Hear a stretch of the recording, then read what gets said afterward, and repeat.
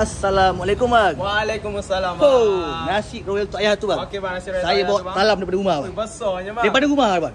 Nasi kuning bang. Ayo bang, nasi kuning. Nasi royal tok ayah. Ya, nasi tambah kita percuma bang. Tambah kira halal? Kira halal bang. Oh, Kau campur. Nasi sur punya. Tsunami. Tsunami punya. Sur bang. Sur. Buat apa bang ni? Kuah ikan bang. Kuah ayam bang. Kari ayam. Kari ayam, mantap. Mantap. Kuah royal. Kuah killer kita bang. Oh, ni killer kan? Killer kita. Ni kuah daging bang. Dia apa daging eh? Kuah daging. Ni bang. Ni apa ni? Bawang goreng homemade. Baik. Alright. Kelapa kita bang. Try sambal nyoy kita bang. Sambalnya besar lah macam ni bang. Besar-besar bang. Ni masak apa bang ni? Masak royal bang.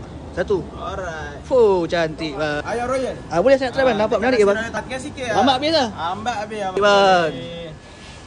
Cantik. Cantik. Ayam goreng bang, ayam goreng. Ayam goreng nak bagi apa bang? Boleh boleh. Alright. Cantik. Nasi royal tok ayam ni ada ayam madu. Kepak-kepak boleh. Alright. Ui. Ayam bawang. Ayam bang boleh bang. Okey Cantik.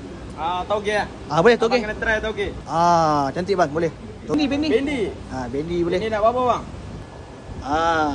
Boleh? Atau telur masin. Okey, siap bang. Okay.